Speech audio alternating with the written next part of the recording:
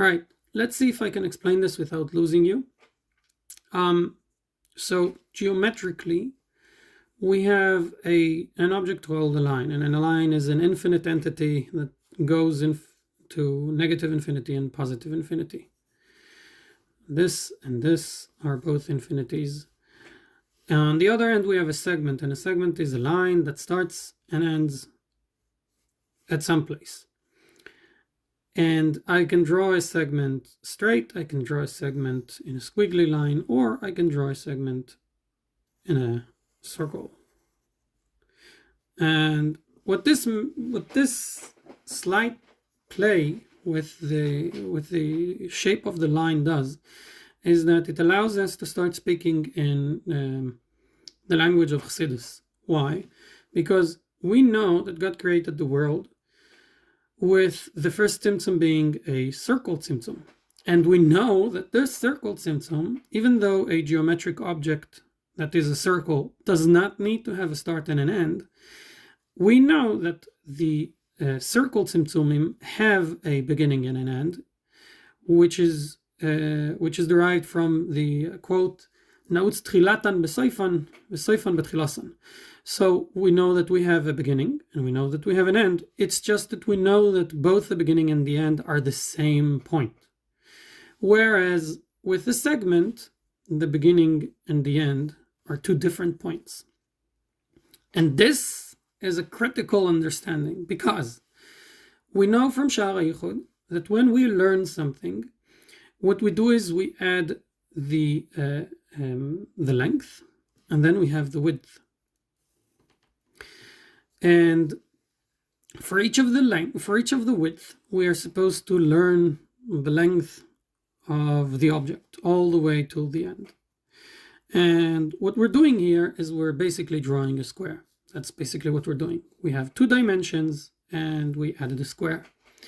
Now, if you want to grasp reality, which reality is defined by a circle, you're trying to fill the circle.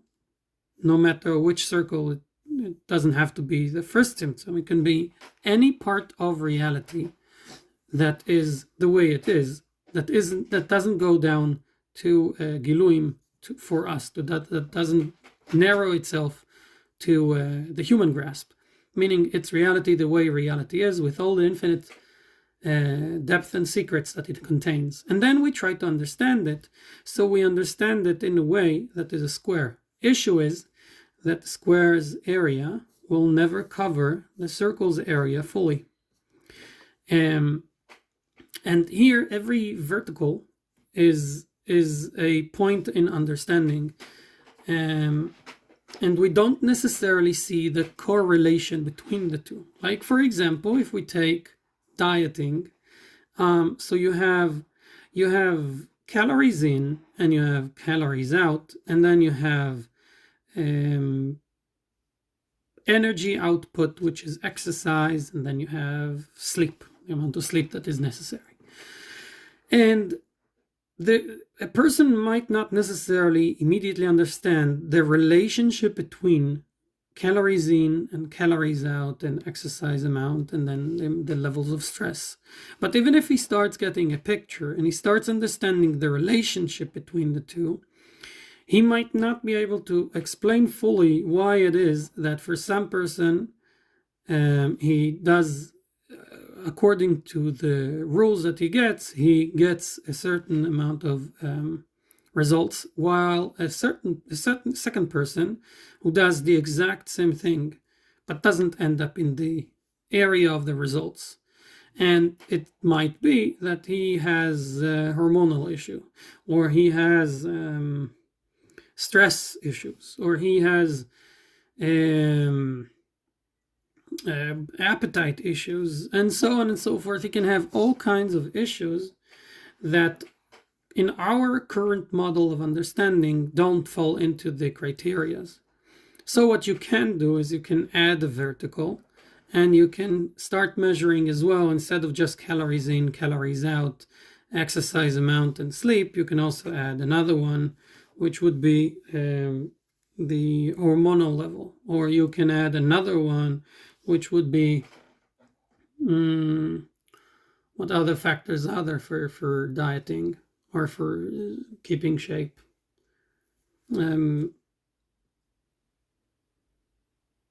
I forgot for a moment. So we have hormonal state, and we have appetite, and we have stress levels, and say we have another point. Now, the more verticals you add, you end up filling the circle, and you end up having to recalculate the angles between the two, so between each of the verticals. Like, for example, say you have two axes, right?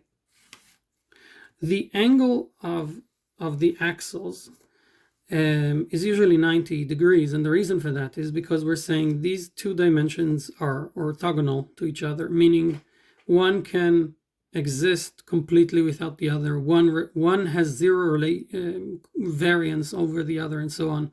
Like, for example, if we measure the size of your house and then the amount of calories you intake, it can very well be like this, and you can say here is a clear indicator that no matter the size of the house, either small or big, the calories intake of a certain individual does not change. And 90 degrees is usually the way we describe it. However, if the angle is wider or narrower, that is when we start saying there is some level of covariance where if he increases in the size of the house, I know it's a silly example, but if he increases his size of the house, eventually he's going to see like a little spike here that will have to explain that there is some level of variance between the size of the house and the calories input. It's a silly example. But in our example of dieting, say he has a hormonal issue, and he fixes that hormonal issue, and that is going to have an effect on the levels of calories he takes in, or the level of stress he has is going to affect his hormonal state, and his hormonal state is going to have some cascading effect on other parts of the whole thing, and you end up with another polygon, which isn't a square necessarily. Let's see if I can draw a hexagon without shaming myself. This is going to be bad. I just drew another square. So let's say it's like this, and it's not a clean hexagon. But what we have here is we have one angle that is wider than 90 degrees because there is a strong covariance between this point and this point. And the more verticals you have, the more refined your understanding is going to be, and the more your understanding is going to mimic or fill in reality. Reality isn't going to catch you unprepared because of areas that aren't inside of your polygon. So the more verticals you understand, the more details you understand, the more you understand the situation is nuanced, the wider your understanding is going to be, and the more area of the disk of the circle you're going to be able to cover.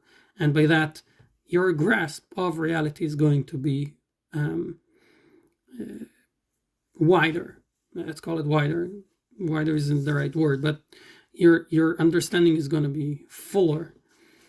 And another point that made me that clicked after understanding this is that we know that God created the world using a circle. So if we're saying that the angle is a definition of how much this point and this point are related to each other, a circle says that every point is always relevant to the next point.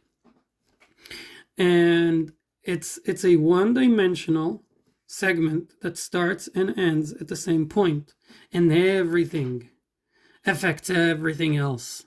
Because by definition, a segment says the start and the end are two different points. This point and this point are not the same. But in a circle, notes tchilasan besoifan betchilasan, it says that this point And this point, meaning the start and the end, are the exact same point. Everything is but one reality. And this ends up being the world model for Alma di Poda, the world of separation. Whereas this model ends up being the model of the world of unification, where everything is one, because everything is just the same point. It's the exact same point. However, with this, when God creates the world using the circle, what he says is all these states that exist inside of this area are all interconnected and intertwined and are all relevant to each other. That's the definition of a circle. However, there's in the Reshimus of the Rebbe, he says it's from Emek HaMelech, a Kabbalistic book called Emek HaMelech, where he says that the Tzimtzumim before or higher than the first Tzimtzum were that of squares. And we just discussed how a square has a 90 degrees angle because outside of the bubble of reality, not everything is codependent and not everything has an effect over the other thing. So he created inside the infinite realms of possibilities, he created a point where everything is interconnected. However, outside of this point, all of these realities that exist here don't necessarily have an effect immediately on other points around them because there is nothing binding them to do that. However, when he created the world using the circle, he made it so that everything is interconnected and everything is but one huge ecosystem that affects each other. So our understanding, our grasp of reality, because we come from, because we use the model of the world of separation where one point is the different from the other, we cannot fully grasp the world of unification because we say that the first point and the second point are not the same.